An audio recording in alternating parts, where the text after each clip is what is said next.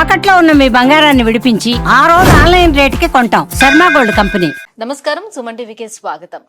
మార్చి నెల ద్వాదశ రాశుల వారికి ఏ రకంగా ఉండబోతుంది, గ్రహ స్థితిగతులు ఎలా ఉన్నాయి, ఎటువంటి ఫలితాలను ఇస్తున్నాయి, ఎటువంటి పరిహారాలను వీళ్ళు పాటించుకోవాలి, ఈ అంశాలన్నీ తెలియజేసేందుకు మనతో పాటు ఉన్నారు ప్రముఖ జ్యోతిష్య రత్న, జ్యోతిష్య చక్ర వైభవ నిపుణ డాక్టర్ రాలపల్లి రవికుమార్ గారు. గురుగారు నమస్కారం. నమస్కారం. గురుగారు, ద్వాదశ రాశుల వారికి ఈ మార్చి నెల ఎలా ఉండబోతుందో తెలుసుకునే ముందు నవగ్రహాల స్థితిగతులు ఎలా ఉన్నాయి, ఎలాంటి ఫలితాలను అందిస్తున్నాయి? శరదిందు సమాకారే పరబ్రహ్మ స్వరూపిణి వాసరాపీఠ నిలయే సరస్వతి నమస్తే. సుమన్ టీవీ ప్రేక్షకులకు నమస్కారం. మార్చి నెల 2025 నవగ్రహాలు ద్వాదశ రాశుల్లో ఎక్కడ ఉన్నాయో ఇప్పుడు తెలుసుకుందాం. ముందుగా సూర్యుడు వచ్చేసి మనకి మీన రాశిలో ఉన్నారు. అలాగే కుజుడు మనకి మిథున్ రాశిలో ఉన్నారు. అలాగే రాహు వచ్చి మనకి మీన రాశిలో ఉన్నారు. గురువు మనకి వృషభ రాశిలో ఉన్నారు. శని స్వస్థానమైన కుంభరాశిలో ఉన్నారు. బుధుడు నీచస్థానమైన మీన రాశిలో ఉన్నారు. కేతు కన్యా రాశిలో ఉన్నారు. శుక్రుడు మటుకు మీన రాశిలో ఉచ్చస్థానంలో ఉన్నాడు. కాబట్టి ఒకటి స్వస్థానం శని, శుక్రుడేమో మనకి ఉచ్చస్థానంలో ఉన్నాడు మీనంలో. అలాగే నీచస్థానమైన మీనంలోనే బుధుడు కూడా ఉన్నాడు అన్నమాట. ఇవి నవగ్రహాలు ద్వాదశ రాశుల్లో మార్చి నెల అంతా ఈ స్థానాల్లో ఉంటాయి.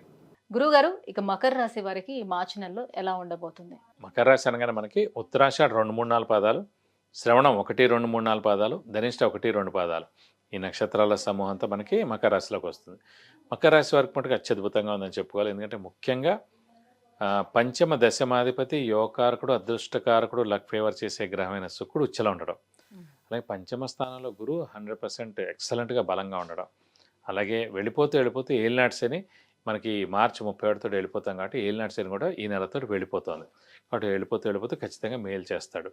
కాబట్టి గత 7.5 సంవత్సరాల నుంచి పడ్డ కష్టాలు ఏ విషయంలో అయినా సరే, నిందలు, అపనిందలు, డబ్బు ఖర్చు, మానసిక ఆందోళన, స్ట్రెస్, స్ట్రెయిన్, అనారోగ్యం, చిన్న సర్జరీలు ఏమైనా జరగడం. ఎందుకంటే కరోనా టైం కరెక్ట్గా అప్పుడే వచ్చింది కాబట్టి ఎక్కువగా మకర రాశి వాళ్ళు ఎక్కువగా ఇదయ్యారు కరోనా ఎఫెక్ట్. కాబట్టి మా మకర రాశిలోకే వచ్చిందన్నమాట ఆ టైంలో కరెక్ట్గా. ఇది కాకుండా చుట్టాలు, ఇంట్లో వాళ్ళతో దెబ్బలాట్లు, భార్యాభర్తల మధ్యన అన్యోన్యత లోపించడం, అనారోగ్యం జరగడం, డబ్బు ఖర్చు అవ్వడం, అప్పులు పెరగడం, అప్పుల వాళ్ళ బెడద తప్పకపోవడం, కొత్త అప్పులు చేయడం, ఇవన్నీ కూడా గత 7.5 సంవత్సరాల నుంచి అనుభవించి ఉన్నారు మకర రాశి వారు. సో అందులో నేను కూడా ఒక బాధితుడిని అనుకోవచ్చు. నాది మకర రాశి కాబట్టి ఖచ్చితంగా ఈ నెల నుంచి మటుకు మీరు అత్యద్భుతంగా ఉంటుందన్నమాట ఖచ్చితంగా చెప్పగలను. ఎందుకంటే చెప్పగానే గురుబలం ప్రస్తుతం పరిపూర్ణంగా ఉంది. ఏలినాటి శని వెళ్ళిపోయి తృతీయ స్థానంలోకి శని ప్రవేశిస్తాడు. శని 2.5 సంవత్సరాలు గోల్డెన్ పీరియడ్ అన్నమాట. తృతీయ స్థానంలో 3, 6, 11 స్థానాలు యోగదాయకం శనికి. సో తృతీయ స్థానంలో మనకి శని 2.5 సంవత్సరాలు బాగుంటాడు మనకి 1 ఏప్రిల్ నుంచి. కాబట్టి ఖచ్చితంగా చాలా బాగుంటుంది. ఇంకోటి అంటే మే నెలాఖరు దాకా కూడా ఈ మకర రాశికి యోగకారకుడు, అదృష్టకారకుడు అయిన గ్రహం అయిన శుక్రుడు ఉచ్చలో కూడా ఉంటాడు. కాబట్టి గురుబలం, శుక్రబలం ఈ ఏలినాటి వెళ్ళిపోతే కూడా చాలా మంచి చేస్తాడని ఖచ్చితంగా మనం చెప్పుకోవాలి. ఇక సంతాన ప్రయత్నాలు ఎంతవరకు ఫలిస్తాయి? సంతాన స్థానం అంటేనే పంచమ స్థానం అండి. సంతాన కారకుడు మనకి గురువు. అలాంటి సంతాన స్థానం పంచమ స్థానంలో సంతాన కారకుడైన గురువు ఉన్నాడు కాబట్టి ఖచ్చితంగా సంతానం లేని వారికి సంతానం ఖచ్చితంగా కలిగేందుకు అవకాశాలు ఎక్కువగా ఉన్నాయి. వివాహాది శుభ కార్యక్రమాలు చేపట్టే అవకాశం? వివాహానికి కూడా కారకుడు గురువే అయ్యాడండి. ఎందుకంటే గురుబలం పరిపూర్ణంగా ఉండాలి. దైవబలం కానీ దైవానుగ్రహం కానీ ఖచ్చితంగా అవి ఉండాలి. సో అలాంటి దైవబలం, దైవానుగ్రహం కారకుడైన గురువు మనకి పంచమంలో ఉన్నాడు కాబట్టి ఖచ్చితంగా వివాహం చేసే తీరుతాడు. ఇంకోటి కూడా చెప్తానండి, మకర రాశికి మెయిన్గా మే 15వ తారీఖు దాకే మనకి పంచమ స్థానంలో గురువు ఉంటాడు. తర్వాత మళ్ళీ 6వ స్థానంలోకి వెళ్ళిపోతాడు. అంటే అప్పుడు కొంచెం బలం తక్కువగా ఉంటుంది. అంటే తర్వాత ఇప్పుడు ఎలాగో మనకి శని బలం పెరిగినా కూడా ఈ వివాహాన్ని కానివ్వండి, సంతానం కానివ్వండి, అలాగే ఇంట్లో శుభకార్యాలు కానివ్వండి, ఒక ఇల్లు కొన్నా, స్థలం కొన్నా, మనం కారు కొన్నా, బంగారం కొన్నా, వెహికల్ కొన్నా, ఏదైనా ఫిక్స్డ్ డిపాజిట్ చేసినా, ఎలాంటివి ఏవైనా శుభాలు చేయాలంటే కూడా ఖచ్చితంగా గురువు ఇంపార్టెంట్, గురుబలం ఇంపార్టెంట్ అన్నమాట. కాబట్టి ఆల్రెడీ వాళ్ళ జాతరీత్యా గురువు చాలా బాగుండి అంతర్దశలు గురుదశలు నడుస్తున్నా, లేదంటే మహర్దశలు గురు మహర్దశలు నడుస్తున్నా కూడా వాళ్ళకి ఇవన్నీ ఆటంగా ఉండదు. గోచారీత్యా గురుబలం తక్కువగా ఉన్నా కానీ అవి ఏమి నడవనప్పుడు కొంచెం మన జాతకంలోనే గురువు వీక్గా ఉన్నాడు అనుకోండి, అప్పుడు గోచారీత్యా గురుబలం పరిపూర్ణంగా ఉండాలన్నమాట.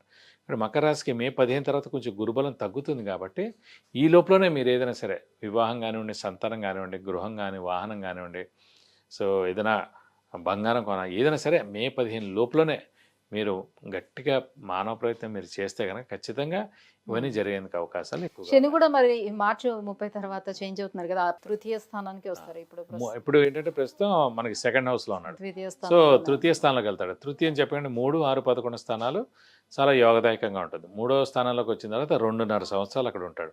గురుబలం తగ్గినా శని బలం శని బలం ఉంటుంది అన్నమాట. సో 2.5 ఏళ్ళు అంటే చాలా ఎక్కువ. ఎందుకంటే ఫస్ట్ ఆఫ్ ఆల్ ఏం భావన బాగాలేకపోయినా మన రాశ్యాధిపతి మకర రాశి అధిపతి శని తృతీయ స్థానంలో చాలా బాగుంటాడు కాబట్టి 2.5 సంవత్సరాలు గోల్డెన్ పీరియడ్. ఇంకా ఎలాంటి పరిహారాలను పాటించుకోవాలంటారు వీళ్ళు? ప్రస్తుతం కనుక ఈ ఏళ్ళనాటి శని ఎఫెక్ట్ ఈ ఒక్క నెలే ఉంది కాబట్టి వీలైతే కనుక ఈ 4 వారాలు శనివారాలు ఉపవాసం ఉంటే సరిపోతుంది. అంటే వీలైతే ఒక శనివారం రోజున రక్తదానం చేస్తే కనుక దోషం మొత్తం తొలగిపోతుంది. అలాగే వీలైతే కనుక వెంకటేశ్వర స్వామి, ఆంజనేయ స్వామిని ఎక్కువగా ఆరాధించండి ఈ నెలలు. తర్వాత ప్రస్తుతానికి ఇంకా ఆరాధించాల్సిన అవసరం అయితే ఉండదు. వెంటనే వెంకటేశ్వర స్వామి కానీ ఆంజనేయ స్వామి కానీ, ఎందుకంటే వీళ్ళని పట్టుకోవాలంటే మళ్ళీ అర్ధాష్టమ శనో ఏళ్ళనాటి శని అష్టమ శని వచ్చినప్పుడే పట్టుకోవాలి. కాబట్టి ఈ నెలలే కాబట్టి వీలైతే వెంకటేశ్వర స్వామిని ఆంజనేయ స్వామిని ఎక్కువగా ఆరాధిస్తే మీకు అన్ని విధాలా మంచి చేకూరుతుంది. విద్య, ఉద్యోగం, వివాహం, వాహనం, ఆరోగ్యం, ఐశ్వర్యం వీటన్నిటి గురించి తెలుసుకోవాలంటే కింద స్క్రోల్ అవుతున్నటువంటి నెంబర్లకి కాల్ చేసి గురుగారి అపాయింట్మెంట్ పొందవచ్చు. గురుగారు, మకర రాశి వారికి ఈ మార్చి నెలలో ఎలా ఉండబోతుంది అన్న విషయాన్ని తెలియజేసినందుకు ధన్యవాదాలు. నమస్కారం.